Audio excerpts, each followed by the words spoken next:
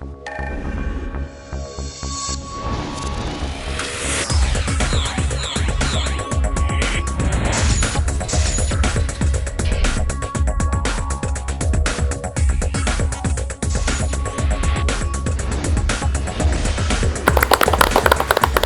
সবাইকে স্বাগত জানাই আমাদের সাধারণ জ্ঞানের এই প্রতিযোগিতামূলক আয়োজন কুইজ 2026-এ। আমাদের আজকের পর্বে জ্ঞানের এই লড়াই, এই মজার লড়াই, আনন্দের লড়াই, সেই লড়াইয়ে লড়াই করবার জন্য হাজির হয়েছে বাংলাদেশের সেরা দুটি স্কুল। তারা কারা, কি তাদের পরিচয়, চলুন জেনে নিই তাদের কাছ থেকেই। সাদমান হোসেন স্বচ্ছ, দশম শ্রেণী, ঢাকা স্কুল, ঢাকা। কাব্য সরকার প্রতীক, দশম শ্রেণী, ঢাকা কলেজিয়েট স্কুল, ঢাকা। আফসানা আর আফিয়া, বিএফ শাহিন কলেজ, ঢাকা, দশম শ্রেণী। রাহিম মালিক, বিএএফ শাহিন কলেজ, ঢাকা, দশম শ্রেণী। পরিচয় পেলাম, এবারে জানিয়ে দিই যে আমাদের অনুষ্ঠান আমরা কিভাবে সাজাই। আমরা দুটো ভাগে ভাগ করি আমাদের অনুষ্ঠানকে। একটি হচ্ছে বিষয়ভিত্তিক রাউন্ড আর একটা হচ্ছে কুইক কুইজ রাউন্ড। বিষয়ভিত্তিক রাউন্ডে আমরা 6টি বিষয়ের উপরে প্রশ্ন করি 2টি করে, এবং কুইক কুইজ রাউন্ডে 1 মিনিট সময়ের মধ্যে প্রশ্ন করি 10টি। যেসব বিষয় থেকে আমরা প্রশ্ন করি সেগুলো হচ্ছে বাংলাদেশ, খেলাধুলা, ভূগোল, সাহিত্য, সংস্কৃতি, বিজ্ঞান ও প্রযুক্তি, ইতিহাস এবং সাম্প্রতিক বিশ্ব থেকে।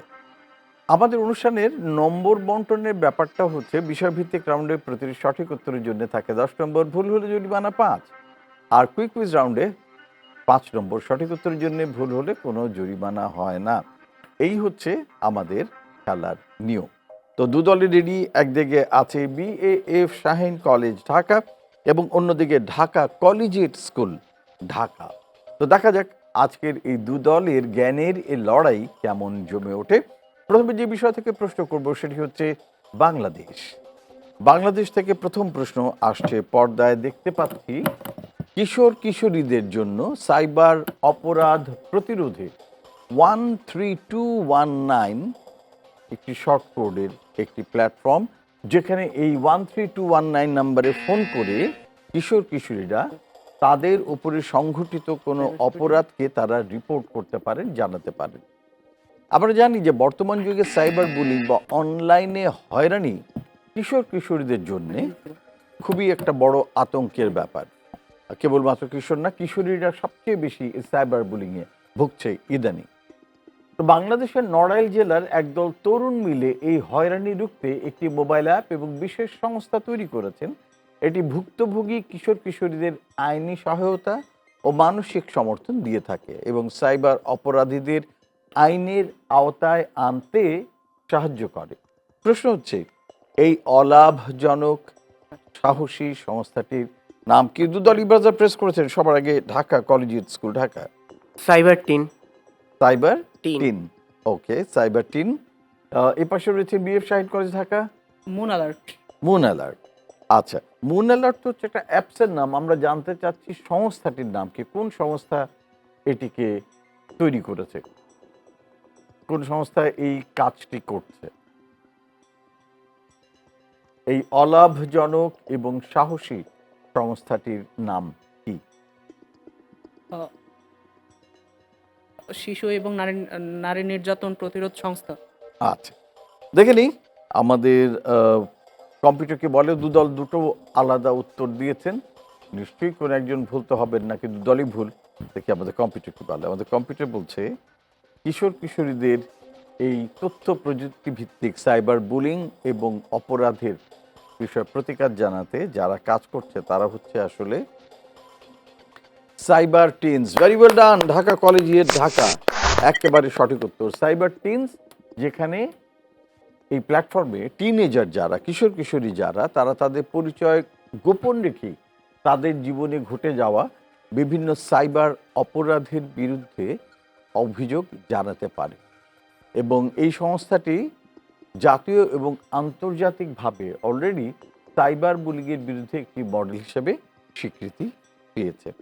বাংলাদেশের অসংখ্য তরুণেরা এখন এগিয়ে আসছে এমন সব সামাজিক অ্যাপ তৈরিতে এবং এমন সব প্ল্যাটফর্ম গড়ে তুলছে যেখানে আমাদের বাংলাদেশে বসবাসকে আরও নিরাপদ করা, আরও সুস্থ করা, আরও সাইবার বুলিং থেকে বাঁচিয়ে দেওয়া, হয়রানি থেকে বাঁচিয়ে দেওয়ার লক্ষ্যে কাজ করছে।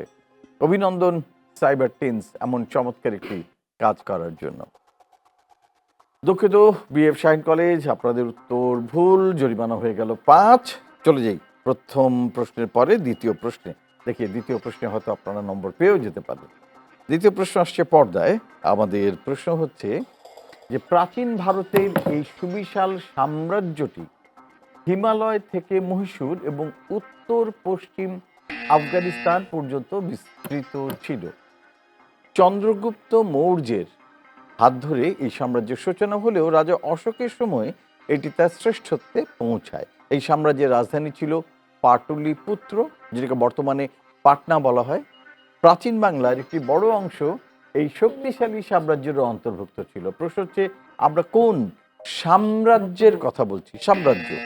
ইয়াস, দুদলি বাজার প্রেস করেছেন। সবার আগে ঢাকা কলেজিয়েট, আপনাদের উত্তর মুঘল সাম্রাজ্য।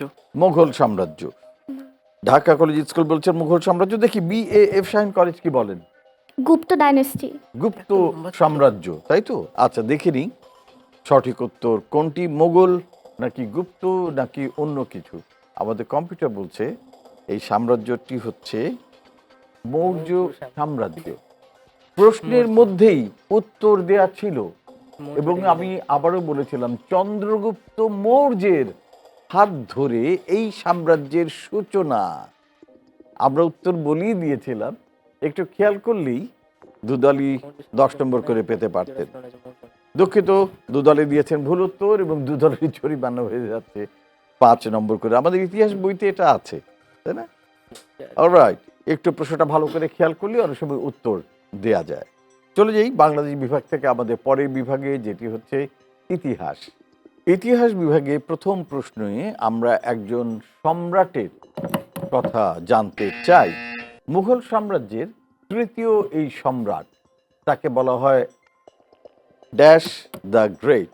মাত্র 13 বছর বয়সে তিনি সিংহাসনে আরোহণ করেন এবং তার হাত ধরেই মুঘল সাম্রাজ্য এক বিশাল এবং শক্তিশালী রূপ লাভ করে। তিনি তার সাম্রাজ্যে দ্বীন-ই ইলাহি নামক একটি সর্বজনীন ধর্ম প্রবর্তন করেন এবং হিন্দু মুসলিম সম্প্রীতির অনন্য নজির স্থাপন করেছেন। প্রশ্ন হচ্ছে আমরা কোন সম্রাটের কথা বলছি? দুদলই বাজার প্রেস করেছেন। সবার আগে ঢাকা কলেজিয়েট, সম্রাট আকবর। সম্রাট আকবর। BF Shaheen college, Ibrahim. সম্রাট সম্রাট ইব্রাহিম, সম্রাট আকবর। সম্রাট আকবর। আচ্ছা, বিএফ শাহিন কলেজ প্রথমে বলেছেন ইব্রাহিম, পরে বলেছেন সম্রাট আকবর। দেখা যাক সম্রাট আকবর সঠিক উত্তর কিনা নাকি ইব্রাহিমই সঠিক উত্তর। আমাদের কম্পিউটার বলছে আমরা যে সম্রাটের কথা বলছি তার নাম আসলে মির্জা জালালউদ্দিন মোহাম্মদ আকবর, অর্থাৎ সম্রাট আকবর। আকবর কেবলমাত্র একজন বিখ্যাত বীরই ছিলেন না, তিনি ছিলেন একজন দূরদর্শী প্রশাসক।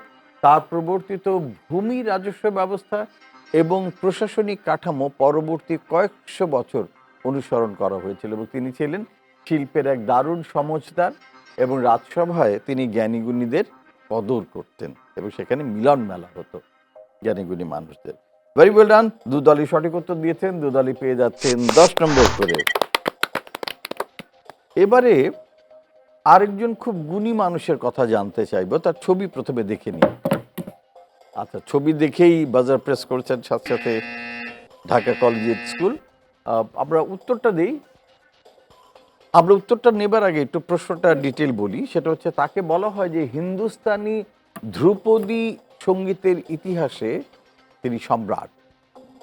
বলা হয়ে থাকে যে তার কণ্ঠে এমন জাদু ছিল এবং লোক পরম্পরায় লোকগাথায় বলা হয় যে তিনি যখন গাইতেন তিনি চাইলে তার গানের মাধ্যমে বৃষ্টি নামাতে পারতেন কিংবা নিভে যাওয়া ঝাড়বাতিতে প্রদীপ জ্বালাতে পারতেন। দীপক, রাগ দীপক যখন তিনি গাইতেন তখন দ্বীপ জ্বলে উঠত। তার প্রকৃত নাম ছিল রামতনু পাণ্ডে।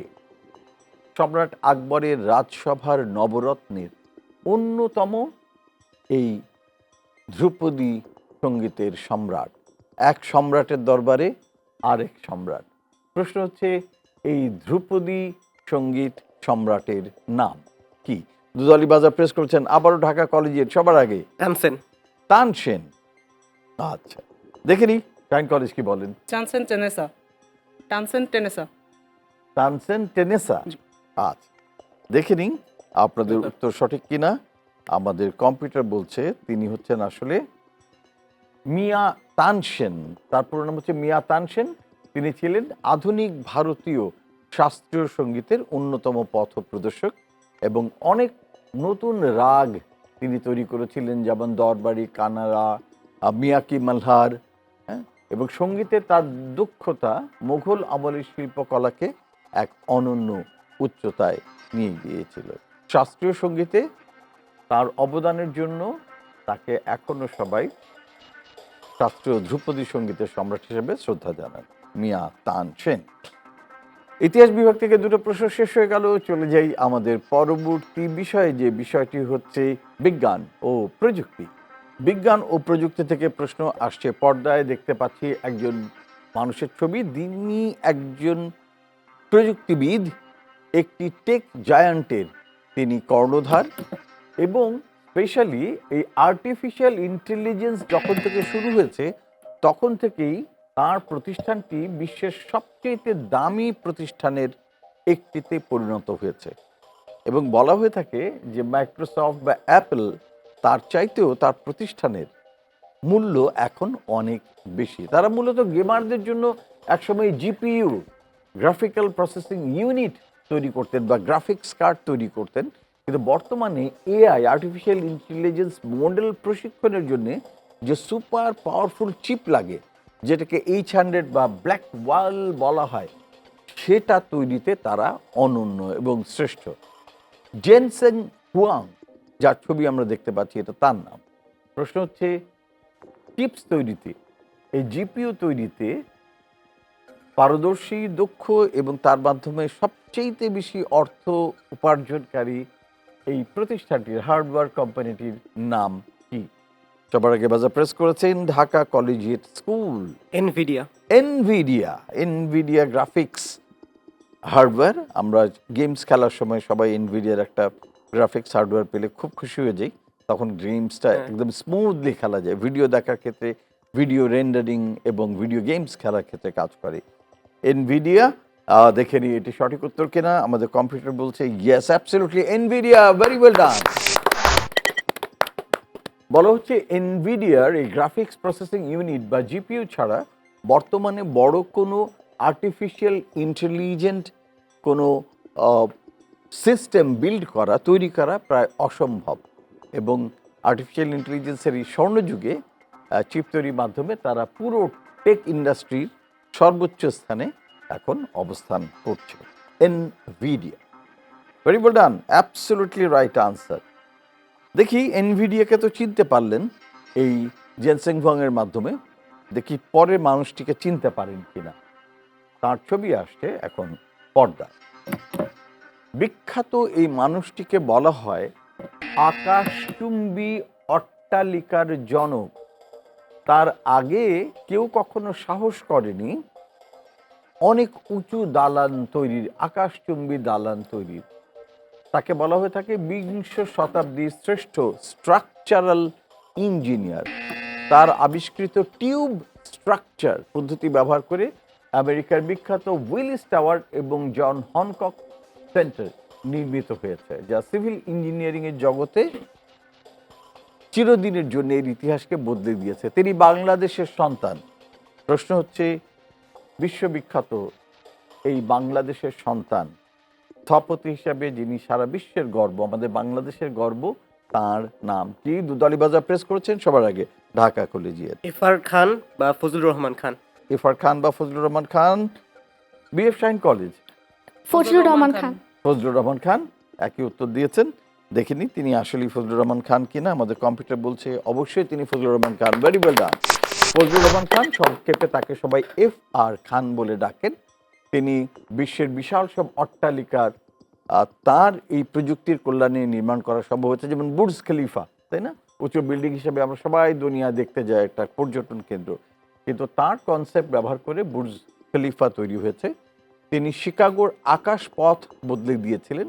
এখনও প্রকৌশল বিদ্যা এবং স্থাপত্যবিদ্যার ইতিহাসে তাকে একজন কিংবদন্তি হিসেবে সম্মান জানানো হয়। ভেরি ওয়েল ডান। দুদলই দিয়েছেন সঠিক উত্তর। দুদলই পেয়ে যাচ্ছে 10 নম্বর করে।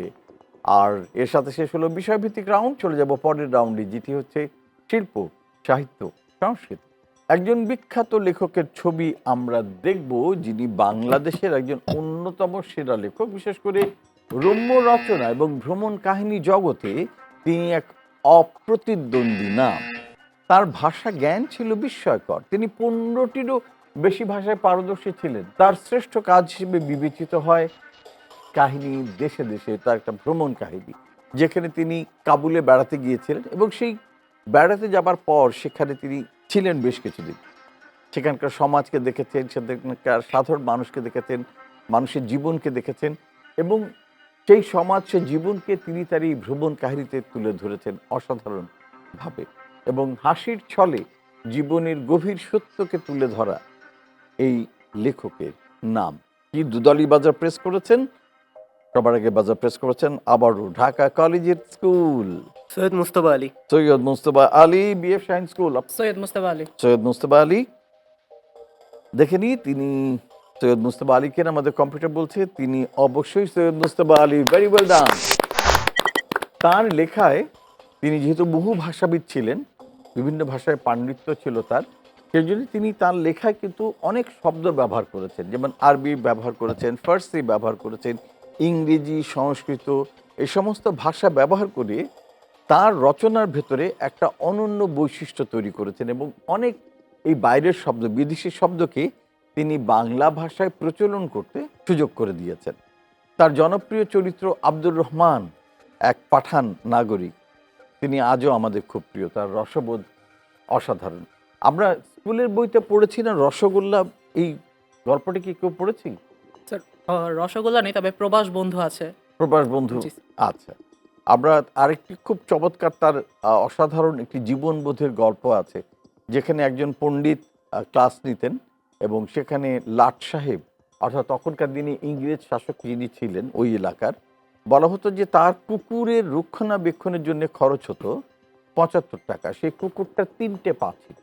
আর পণ্ডিত মশাই যিনি পড়াচ্ছেন, শিক্ষা দিচ্ছেন, তিনি পেতেন মাসে মাত্র 25 টাকা।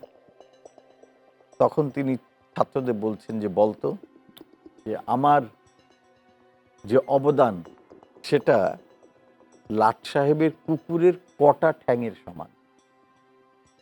এই গল্পটার মাধ্যমে তিনি দেখিয়েছেন যে আমাদের সমাজে যারা আমাদের গড়ে তুলছেন, যারা বিনির্মাণ করছেন সমাজকে, সেই মানুষগুলোকে আমরা খুবই অবহেলা করি এবং বলা হয়ে থাকে গুণীদের কদর যারা করতে জানে না তাদের দেশে গুণীরা জন্মায় না।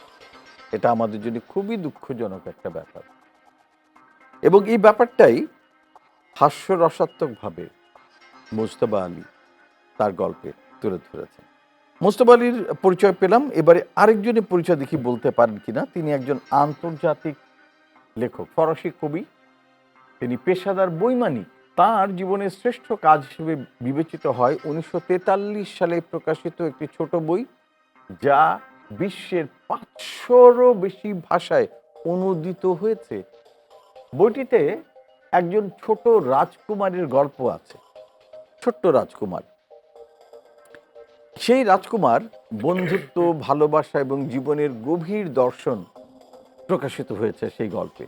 রাজকুমারকে ভালোবাসার কথা, বন্ধুত্বের কথা বলেছে।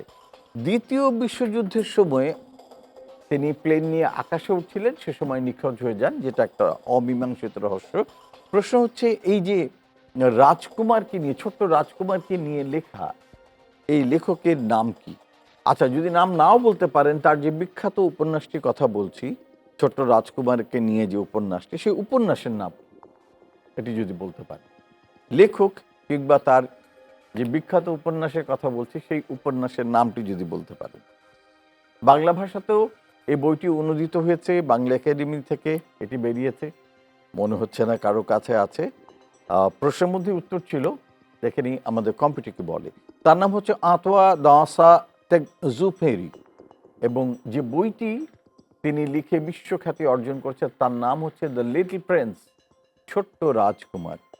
বাংলায় যে বইটি প্রকাশিত হয়েছে তার নাম হচ্ছে ছোট্ট রাজকুমার, দ্য লিটল প্রিন্স। এবং এটা মনে হয় যে ছোটদের জন্য লেখা, কিন্তু আসলে এটা বড়রাও পড়তে পারেন, কারণ এর মধ্যে গভীর জীবনবোধের গল্প বলা আছে। অলরাইট, আমাদের শিল্প সাহিত্য সংস্কৃতি থেকে দুটো প্রশ্ন শেষ। চলে যাই আমাদের পরের বিষয়ে, যেটি হচ্ছে ভূগোল। ভূগোল থেকে প্রথম প্রশ্ন আসছে পর্দায়। সাধারণত আয়তনের দিক থেকে রাশিয়ার বৃহত্তম দেশ হওয়ার অনেকের ধারণা সেখানেই সবচেয়ে বেশি টাইম জোন বা সময় অঞ্চল রয়েছে, কিন্তু বাস্তবে এই ইউরোপীয় দেশটি তার মূল ভূখণ্ড এবং বিশ্বের বিভিন্ন প্রান্তে ছড়িয়ে থাকা অসংখ্য দ্বীপ ও অঞ্চলের কারণে মোট 12টি টাইম জোন ব্যবহার করে, যা বিশ্ব রেকর্ড। মানে একটা দেশের মধ্যে 12টা টাইম জোন রয়েছে, 12 ধরনের টাইম। আইফেল টাওয়ার আর লুভর মিউজিয়ামের জন্য বিখ্যাত এই দেশটির নাম কি? দুদলই বাজার প্রেস করেছেন, দেখা যাক। সবার আগে এবারে BAF Shaheen college Dhaka. France. France. দেখি ঢাকা কলেজ স্কুল কি বলেন। ফ্রান্স। আপনারা বলছেন ফ্রান্স, যেখানে রয়েছে প্রায় 12টি টাইম জোন। আমাদের কম্পিউটার কি বলে? আমাদের কম্পিউটার বলছে এটি হচ্ছে অবশ্যই ফ্রান্স। ভেরি ওয়েল ডান। যদিও মূল ফ্রান্সে কেবল একটি টাইম জোন ব্যবহার করে, কিন্তু ফরাসি, পলিনেশিয়া থেকে শুরু করে ক্যারিবীয় অঞ্চলের দ্বীপগুলো মালিকানা যেহেতু ফ্রান্সের, তাই তাদের সময় অঞ্চল বা টাইম জোন সবচেয়ে বেশি। আর রাশিয়াতে টাইম জোন হচ্ছে 11টি। যদিও রাশিয়ার সাইজ, আকার, আয়তনে অনেক অনেক বড়, কিন্তু ফ্রান্স ছাড়িয়ে গেছে এই দ্বীপগুলোর কারণে।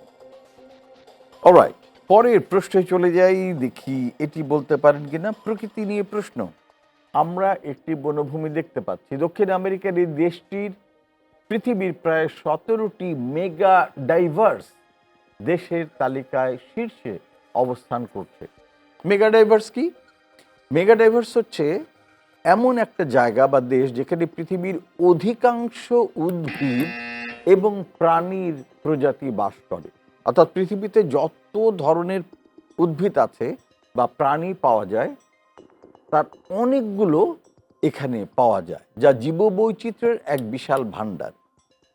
এবং মেগা ডাইভার্সটা মানে হচ্ছে যে জীববৈচিত্র্যের অনেক বেশি ডাইভার্সিটি অনেক বেশি, বৈচিত্র্য অনেক বেশি। প্রশ্ন হচ্ছে যে আমরা কোন দেশের কথা বলছি? দুদলই বাজার প্রেস করেছেন। সবার আগে আবারও Dhaka college school. Brazil. Brazil. আচ্ছা, দেখে নিই দেশটির নাম ব্রাজিল কিনা। Shaheen college. Brazil. Brazil sure এটা ব্রাজিল? ওকে, দেখে নিই আমাদের কম্পিউটার কি বলে। কম্পিউটার বলছে এটি হচ্ছে অবশ্যই ব্রাজিল। ভেরি ওয়েল ডান। আমরা সবাই ব্রাজিলের ভক্ত। ফুটবল খেলার জন্য ব্রাজিল দুনিয়ার মধ্যে সেরা একটি দেশ, কিন্তু ব্রাজিলের একটি অনন্য সম্পদ হচ্ছে তাদের মেগা ডাইভার্সিটি, যেটা হচ্ছে অ্যামাজনের জঙ্গল, অ্যামাজন রেইন ফরেস্ট।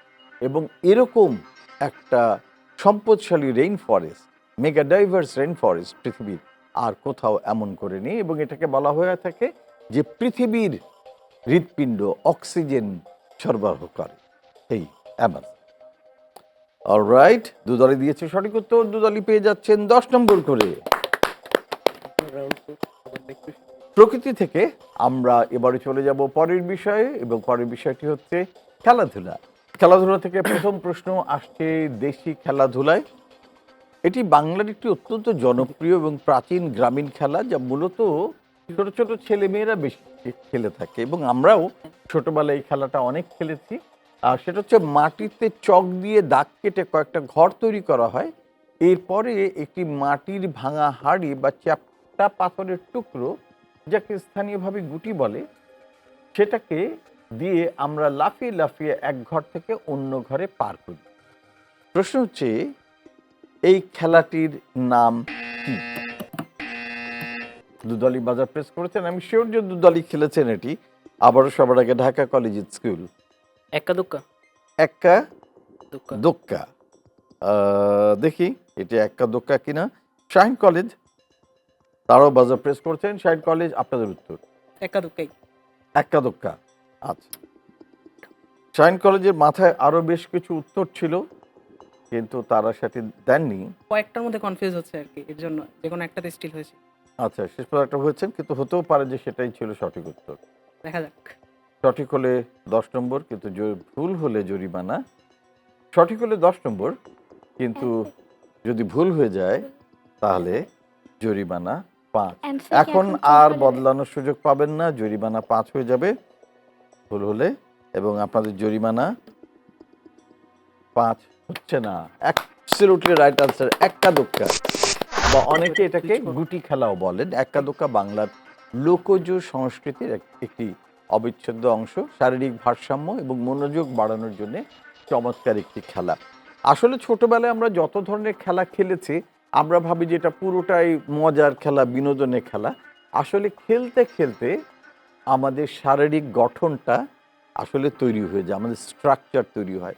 এই যে আমরা লাফাচ্ছি, এই যে গুনছি, এর মাধ্যমে আমাদের মানসিক বিকাশ হচ্ছে, শারীরিক বিকাশ হচ্ছে। সেজন্য সবসময় বলা হয় যে শিশুদেরকে অবশ্যই খেলতে দিতে হবে। বাচ্চারা যত খেলবে সে শারীরিকভাবে তত শক্তিশালী হবে। যে যত গুনবে, যে যত হিসেবের খেলা খেলবে, তার বুদ্ধিবৃত্তি তত সবল হবে। বিশেষ করে দাবা খেলা, যারা দাবা খেলেন, 16 গুটি খেলেন, তাদের বুদ্ধিবৃত্তি কিন্তু সবচেয়ে শক্তিশালী হয়। কারণ দাবা খেলা, আমরা যেমন জিমে গিয়ে ব্যায়াম করি, দাবা খেলা হচ্ছে মস্তিষ্কের জিম।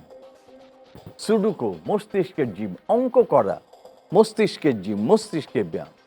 সুতরাং আমরা যত বেশি করে দাবা খেলবো, যত বেশি করে সুডুকো খেলবো, যত বেশি করে আমরা কুইজ খেলবো, যত বেশি করে আমরা শব্দ জট খেলবো, স্পেলিং খেলবো, আমাদের মস্তিষ্কের তত বেশি করে ব্যায়াম হবে। আমরা তত বেশি আমাদের মস্তিষ্ককে ভবিষ্যতের জন্য ব্যবহার করতে পারবো, আমাদের আইকিউ লেভেল বাড়বে। চলে যাই পরের প্রশ্নে। তবে তার আগে দুদলে দিয়েছে সঠিক উত্তর, দুদলে যদি 10 নম্বর। পরের প্রশ্ন আসছে পর্দায়, দেখে কি থাকছে। বাংলাদেশের মোটর স্পোর্টস বা গাড়ি রেসিং, আমরা আগে জানতাম যে F1 ফর্মুলা রেসিং সেটি বাইরের লোকেরাই খেলে, কিন্তু বাংলাদেশেও এখন আমাদের ছেলেরা এই গাড়ি রেসিংয়ের জগতে বিখ্যাত হয়েছে। তিনি প্রথম বাংলাদেশি হিসেবে আন্তর্জাতিক পর্যায়ে রেসিং সংযুক্ত আরব আমিরাত বা মালয়েশিয়ায় চ্যাম্পিয়ন হওয়ার গৌরব অর্জন করেছেন এবং বাংলাদেশের পতাকা বিশ্ব রেসিং ট্র্যাকে উড়িয়েছেন। তার স্বপ্ন ফর্মুলা 1 চালক হবার। প্রশ্ন হচ্ছে, বাংলাদেশের গর্ব মোটর স্পোর্টস বা গাড়ি রেসিং জগতের এই উজ্জ্বল নক্ষত্রের নাম কি? আবারও বাজার প্রেস করেছেন কলেজিয়েট, ঢাকা কলেজিয়েট। আপনাদের উত্তর? অভিক আনোয়ার। দেখি শাহিন কলেজ কি উত্তর দেন। সিফাত শারমিন। আবার ভালো করে একটু ছবিটা দেখেন। রিফাত। রিফাত, রিফাত, তাই তো? আচ্ছা, দেখে নিই। একদল বলছেন অভিক আনোয়ার, একদল বলছেন রিফাত। দেখে নিই আমাদের রেসিং নক্ষত্রের নাম কি, সুপারস্টার। তিনি হচ্ছেন আসলে Avik Anwar. Very well done Dhaka collegiate. Avik Anwar Dubai Autodrome এবং মালয়েশিয়ার সেপাং সার্কিট, এই দুটি কিন্তু খুবই কঠিন ট্র্যাক, অনেক আঁকা বাঁকা, এটাতে চালানো খুব মুশকিল। আর যারা চালাতে যান, খুব অভিজ্ঞ দক্ষ রেসার যারা, তারাও ট্র্যাক হারিয়ে ফেলেন বা অ্যাক্সিডেন্ট হয়। কিন্তু তিনি চ্যাম্পিয়ন হয়ে প্রমাণ করেছেন যে বাংলাদেশেও সেই মেধা আছে যারা প্রফেশনাল রেসিংয়ে লড়তে পারে। ঢাকা কলেজিয়েট স্কুল +10, ব্যবসায়ী কলেজ দুঃখিত -5। আর এর সাথে সাথেই শেষ হলো খেলাধুলার দুটো প্রশ্নের মধ্যে দিয়ে আমাদের বিষয়ভিত্তিক রাউন্ড। বিষয়ভিত্তিক রাউন্ড পেরিয়ে আমরা এখন যে রাউন্ডে পৌঁছালাম সেটি হচ্ছে দ্রুত প্রশ্ন দ্রুত উত্তর, কুইক কুইজ। দ্রুত প্রশ্ন দ্রুত উত্তর, 1 মিনিটে 10টি প্রশ্ন। প্রথম সুযোগ ঢাকা কলেজিয়েট স্কুল আপনাদের জন্য। তৈরি? ঢাকা কলেজিয়েট, আপনাদের 1 মিনিট সময় শুরু হচ্ছে এখন। শেষের কবিতা রবীন্দ্রনাথ ঠাকুরের উপন্যাস। কোন ধরনের রচনা? উপন্যাস। পেনিসিলিন কে আবিষ্কার করেন? Alexander Fleming. আমেরিকার গৃহযুদ্ধ কোন প্রথাকে কেন্দ্র করে সংঘটিত হয়েছিল? বর্ণবাদ। বাংলাদেশের কোন পণ্যটি প্রথম জিআই সনদ পায়? জামদানি শাড়ি। ভারতের মিসাইল ব্যান বলা হয় কাকে? আব্দুল কালাম। পেন্সিলের শীষ তৈরি হয় কোন মৌল? গ্রাফাইট। গ্রাফাইট। কম্পিউটারের স্থায়ী মেমোরিকে কি বলা হয়? র্যাম। পাথুরে শহর পেট্রা কোথায় অবস্থিত? পেট্রা। ওয়াটারলু যুদ্ধে কে পরাজিত হয়েছিলেন? Napoleon Bonaparte. মানুষের রক্তে অক্সিজেন পরিবহনের জন্য দায়ী কোনটি? কে অক্সিজেন হিমোগ্লোবিন। পরিবহন করে? হিমোগ্লোবিন। শেষের কবিতা কোন ধরনের রচনা? উপন্যাস। পেনিসিলিন কি আবিষ্কার করেন? Alexander Fleming. আমেরিকার গৃহযুদ্ধ কোন প্রথাকে কেন্দ্র করে? বর্ণবাদ। বাংলাদেশের প্রথম জিআই পণ্য? জামদানি শাড়ি। ভারতের মিসাইল ম্যান কে? এপিজে আব্দুল কালাম।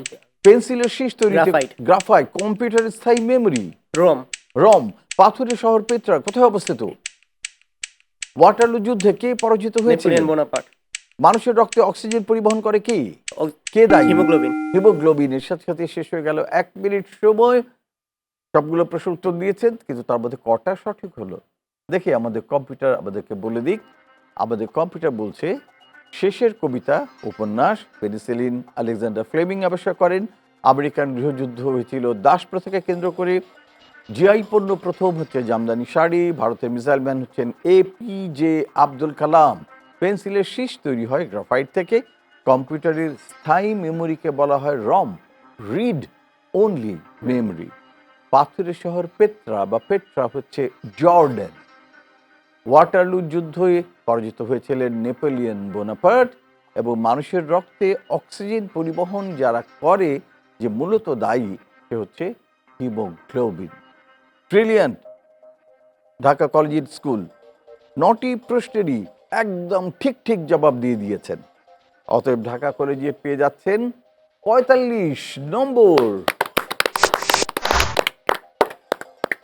এবারে শেষ 1 মিনিটের পালা। বিএএফ শাহিন কলেজ ঢাকা, তৈরি আপনারা? 1 মিনিট সময় 10টি প্রশ্ন, প্রতিটি সঠিক উত্তরের জন্য 5 নম্বর, ভুল হলে কোনো নম্বর কাটা যাবে না। ঠিক আছে, আপনাদের 1 মিনিট সময় শুরু এখন। পদ্মা নদীর মাঝি উপন্যাসের মূল চরিত্র কে? পাস। এক্স-রে কে আবিষ্কার করেন? এক্স-রে। কোল্ড ওয়ার মূলত কোন দুটি দেশের মধ্যে হয়েছিল? বাংলাদেশের কোন মাছ প্রথম জিআই সনদ পায়? খুব সহজ, ইলিশ। ইলিশ। ইলিশ। বিশ্বের প্রথম নারী প্রধানমন্ত্রী? দেশলাই কাঠির মাথায় কোন মৌলটি ব্যবহৃত হয়? দেশলাই কাঠির মাথায় কার্বন। কম্পিউটারের মস্তিষ্ক? মাদারবোর্ড। অমর স্থাপত্য মাচু পিচু কোন দেশে অবস্থিত? পাস। আমেরিকার 16তম প্রেসিডেন্ট কে ছিলেন যিনি দাস প্রথা বিলুপ্ত করেন? মানবদেহের রক্ত জমাট বাঁধতে সাহায্য করে কোনটি? শ্বেতসার।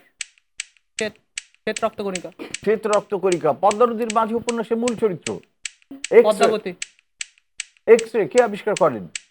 কোল্ড ওয়ার মূলত কোন দুটো দেশের মধ্যে হয়েছিল? জার্মানি এবং ফ্রান্স। জার্মানি এবং ফ্রান্স। প্রথম মাছ যেটি জিআই সনদ পায় বাংলাদেশের? ইলিশ। বিশ্বের প্রথম নারী প্রধানমন্ত্রী? দেশলাই কাঠির মাথায় কোন মৌলটি ব্যবহৃত হয়? কম্পিউটার মস্তিষ্ক? মস্তিষ্ক। মাদারবোর্ড। অমর স্থাপত্য মাচু পিচু কোন দেশে অবস্থিত? মিশর। আমেরিকার 16তম প্রেসিডেন্ট কে ছিলেন যিনি দাস প্রথা বিলুপ্ত করেন?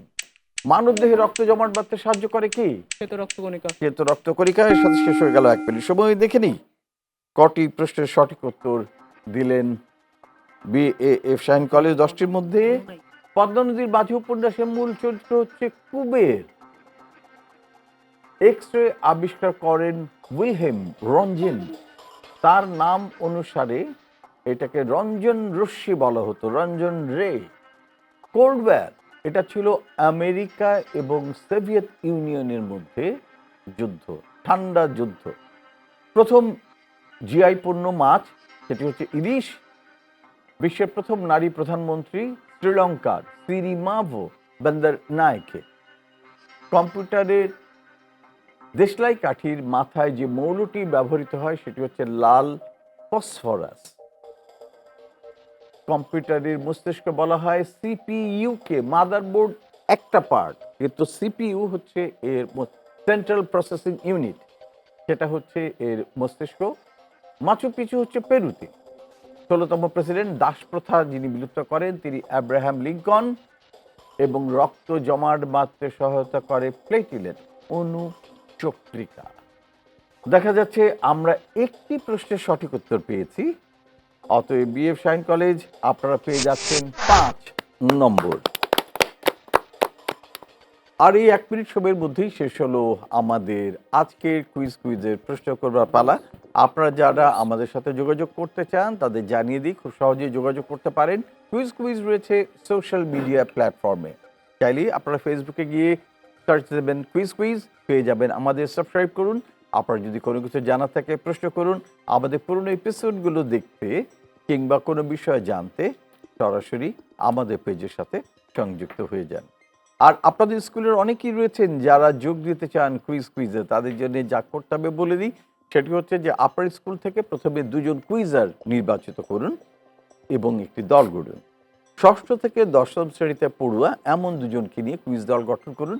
তারপরে তাদের সাথে যোগাযোগ করার ঠিকানা, কন্ট্যাক্ট নাম্বার এবং নাম, সেই সাথে তাদের অভিভাবকের বিস্তারিত লিখে ফেলুন স্কুলের প্যাডে। তারপরে প্রধান শিক্ষকের স্বাক্ষর নিয়ে পাঠিয়ে দিন আমাদের ঠিকানায়। আমাদের ঠিকানা হচ্ছে প্রযোজক কুইজ 2026, কক্ষ নম্বর 221, বাংলাদেশ টেলিভিশন, রামপুরা, ঢাকা। পাঠিয়ে দিন আবেদন, অংশ নিন কুইজ 2026-এ। দেখতে দেখতে চলে এসছে অনুষ্ঠানের শেষ প্রান্তে। জানিয়ে দিই কোন দল কত নম্বর অর্জন করেছে। দেখা যাচ্ছে BAF শাহিন কলেজ ঢাকার রাহিম মালিক এবং আফসানা আরা আফিয়া, তারা দুজনেই 10ম শ্রেণীর শিক্ষার্থী এবং তারা দুজনে দলের জন্য অর্জন করেছেন সর্বমোট 65 নম্বর। অভিনন্দন BAF শাহিন কলেজ ঢাকা। অন্যদিকে রয়েছেন ঢাকা কলেজিয়েট স্কুল ঢাকা, সেখানে রয়েছেন সাদমান হোসেন স্বচ্ছ এবং কাব্য সরকার প্রতীক। তারাও দুজনে 10ম শ্রেণীতে পড়াশোনা করছেন। তারা দুজনে মিলে ঢাকা কলেজিয়েট স্কুল ঢাকার জন্য অর্জন করেছেন সর্বমোট মাত্র 140 নম্বর। অভিনন্দন ঢাকা কলেজিয়েট স্কুল ঢাকা। ধন্যবাদ BAF শাহিন কলেজ আমাদের সাথে অংশ নেবার জন্য। ধন্যবাদ যারা এতক্ষণ আমাদের সাথে রইলেন, আমাদের এই আয়োজন দেখলেন। আমি নিশ্চিত যে আপনারা সবাই সবগুলো প্রশ্নের উত্তর দিয়ে দিয়েছেন। অভিনন্দন প্রাপ্য আপনারও। তো ভালো থাকুন, সুস্থ থাকুন। বিদায় দিন আপনাদের এই হোস্ট ফেরদৌস বাপ্পিকে। দেখা হবে। তথ্যের সঙ্গে থাকুন, জ্ঞানের সঙ্গে থাকুন, প্রযুক্তির সঙ্গে থাকুন। Happy cuisine.